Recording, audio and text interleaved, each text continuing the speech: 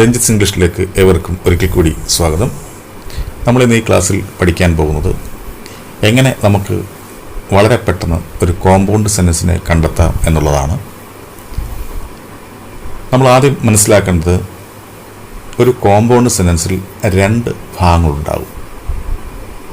ഒരു കോമ്പൗണ്ട് സെൻറ്റൻസിൽ രണ്ട് ഭാഗങ്ങൾ ഉണ്ടാകും. അതിൽ ഓരോ ഭാഗത്തും എന്തൊക്കെ ഉണ്ടാകും? ഒരു സബ്ജക്റ്റും ഒരു ടെൻസ് ഫോമുള്ള വെർബും ഉണ്ടായിരിക്കും. ക്ലിയർ ആയല്ലോ? അതായത് ഒരു കോമ്പൗണ്ട് സെൻസിൽ രണ്ട് ഭാഗങ്ങളുണ്ടാകും. ആ രണ്ട് ഭാഗങ്ങളിലും എന്തൊക്കെ ഉണ്ടാകും? ഒരു സബ്ജക്റ്റും ഉണ്ടാകും, ഒരു ടെൻസ് ഫോമുള്ള വെർബും ഉണ്ടാകും. ഇപ്പോൾ ഉദാഹരണത്തിന് they went there, they met him. അപ്പോൾ അവിടെ രണ്ട് ഭാഗങ്ങൾ വന്നു. ദേ വെൻറ്റ് ദെയറും ദേ മെറ്റ് ഹിം എന്നുള്ള രണ്ട് ഭാഗങ്ങൾ. ദേ എന്ന് പറയുന്ന അവിടുത്തെ ആദ്യത്തെ ഭാഗം നോക്കുമ്പോൾ ദേ എന്ന് പറയുന്ന അവിടുത്തെ സബ്ജക്റ്റാണ്, വെൻറ്റ് എന്ന് പറയുന്ന അവിടുത്തെ വെർബാണ്. രണ്ടാമത്തെ ഭാഗം നോക്കുമ്പോൾ ദേ എന്ന് പറയുന്ന അവിടുത്തെ സബ്ജക്റ്റ്, മെറ്റ് എന്ന് പറയുന്ന അവിടുത്തെ വെർബ്. അപ്പോൾ ഇതിന് രണ്ട് ഭാഗങ്ങൾ വരണം. അതിൻ്റെ ഇടയിൽ, ഈ രണ്ട് ഭാഗങ്ങൾക്കിടയിൽ ഈ പറയുന്ന വാക്കുകളിൽ ഏതെങ്കിലും വരണം. ഏതൊക്കെ വാക്കുകളാണ്? And, but, so, yet, for, nor, or. ഈ പറയുന്ന ഏതെങ്കിലും ഒരു വാക്ക് ഇടയ്ക്ക് വരണം. അപ്പോൾ ഇവിടെ നമുക്ക് അനുയോജ്യമായ വാക്ക് ആൻഡ് കൊടുക്കുക എന്നുള്ളതാണ്. അങ്ങനെ ആൻഡിൻ്റെ ഇടയ്ക്ക് കൊടുത്തപ്പോൾ ഇതെന്തായി മാറുന്നു?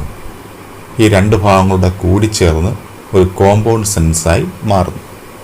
അപ്പോൾ നമുക്കിങ്ങനെ വായിക്കാം: they went there and they met him എന്നാണ്. അങ്ങനെ അപ്പോൾ ഇതൊരു കോമ്പൗണ്ട് സെൻസായി മാറും. ഇനി നമ്മൾ മനസ്സിലാക്കേണ്ട കാര്യം, ഈ വാക്കുകൾ ചിലപ്പോൾ കാണണമെന്നില്ല. രണ്ട് ഭാഗങ്ങളുണ്ടാവും, അതിൻ്റെ ഇടയ്ക്ക് ഈ പറയുന്ന വാക്കുകൾ കാണത്തില്ല. പകരം ഒരു സെമി കോളനായിരിക്കും വരിക. അങ്ങനെ ഈ പറയുന്ന വാക്കുകൾക്ക് പകരം ഒരു സെമി കോളൻ വന്നാലും അതെന്തുമായിരിക്കും? ഒരു കോമ്പൗണ്ട് സെൻറ്റൻസ് ആയിരിക്കും. ഉദാഹരണത്തിന് they went there semicolon they met him എന്ന് കണ്ടാലും അതെന്തുമായിരിക്കും? ഒരു കോമ്പൗണ്ട് സെൻറ്റൻസ് ആയിരിക്കും. അപ്പോൾ ഒരു കോമ്പൗണ്ട് സെൻറ്റൻസിനെ കണ്ടെത്താൻ നമ്മൾ പഠിച്ചു കഴിഞ്ഞു, പെട്ടെന്ന് പഠിച്ചു കഴിഞ്ഞു. വളരെ മിനിറ്റുകൾക്കുള്ളിൽ നമ്മൾ കാര്യങ്ങൾ പഠിച്ചു. ഇനി കണ്ടെത്താൻ ഒരു ക്വസ്റ്റ്യൻ വരുമ്പോൾ ഇത്രയും കാര്യങ്ങൾ നമ്മുടെ മനസ്സിലുണ്ടെങ്കിൽ നമുക്കൊരു സെക്കൻഡ് പോലും വേണ്ട ഇതൊന്ന് കണ്ടെത്തി മനസ്സിലാക്കി വെക്കാൻ. ക്ലിയർ ആയല്ലോ? അപ്പം ഒരു കോമ്പൗണ്ട് സെൻറ്റൻസിൽ രണ്ട് ഭാഗങ്ങളുണ്ടാകും. ആ രണ്ട് ഭാഗങ്ങളിലും എന്തൊക്കെ വേണം?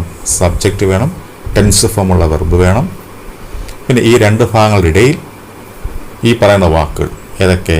Four, nor, or, but, and, so, yet. ഈ പറയുന്ന 7 വാക്കുകളിൽ ഏതെങ്കിലും ഒരു വാക്ക് ഇതിൻ്റെ നടുക്ക് വരികയും അല്ലെങ്കിൽ ഈ വാക്കുകൾക്ക് പകരം ഒരു സെമി കോളൻ വരികയും ചെയ്യുകയാണെങ്കിൽ നമുക്ക് ആ സെൻറ്റൻസിനെ ഉറപ്പിക്കാം അത് ഏത് തരം സെൻറ്റൻസ് ആണെന്ന്. ഒരു കോമ്പൗണ്ട് സെൻറ്റൻസ് ആണെന്ന് നമുക്ക് ഉറപ്പിക്കാം. അപ്പം ഇങ്ങനെ നമുക്ക് മനസ്സിലാക്കി നമ്മുടെ പരീക്ഷയിൽ ഇങ്ങനൊരു ചോദ്യം വന്നു കഴിഞ്ഞാൽ നമുക്ക് കോമ്പൗണ്ട് സെൻറ്റൻസിനെ ഐഡൻറ്റിഫൈ ചെയ്ത് നമുക്ക് നമ്മുടെ മാർക്കിന് വാങ്ങിക്കാം. അപ്പോൾ ഈ ക്ലാസ് നിങ്ങൾക്ക് നല്ലപോലെ മനസ്സിലായെന്ന് ഞാൻ കരുതുന്നു. അങ്ങനെ മനസ്സിലായിട്ടുണ്ടെങ്കിൽ തീർച്ചയായിട്ടും നിങ്ങൾ ലൈക്ക് ചെയ്യുക, ഷെയർ ചെയ്യുക. അതുപോലെ തന്നെ ആദ്യമായി എൻ്റെ ക്ലാസ് കാണുന്ന ആരെങ്കിലും ഉണ്ടെങ്കിൽ ഇതുപോലെയുള്ള ഷോർട്ട് ട്രിക്കുകളും മറ്റ് ഡീപ്പായിട്ടുള്ള ക്ലാസ്സുകളും നിങ്ങൾക്ക് കിട്ടാൻ വേണ്ടി താഴെ കാണുന്ന സബ്സ്ക്രൈബ് ബട്ടൺ ക്ലിക്ക് ചെയ്ത് എൻ്റെ ചാനൽ സബ്സ്ക്രൈബ് ചെയ്യുക. അപ്പം തൊട്ടടുത്ത് കാണുന്ന ബെൽ ഐക്കണും കൂടെ ക്ലിക്ക് ചെയ്ത് നോട്ടിഫിക്കേഷൻ എനേബിൾ ആക്കി വെക്കുക. അങ്ങനെ ആകുമ്പോൾ ഇനിയുള്ള ക്ലാസ്സുകൾ ഇടുന്ന സമയത്ത് തന്നെ നിങ്ങൾക്ക് നോട്ടിഫിക്കേഷനായിട്ട് കിട്ടുന്നതായിരിക്കും. അപ്പോൾ എല്ലാവർക്കും നല്ലൊരു വിജയം ആശംസിച്ചുകൊണ്ട് ഞാൻ നിർത്തുന്നു. നന്ദി, നമസ്കാരം.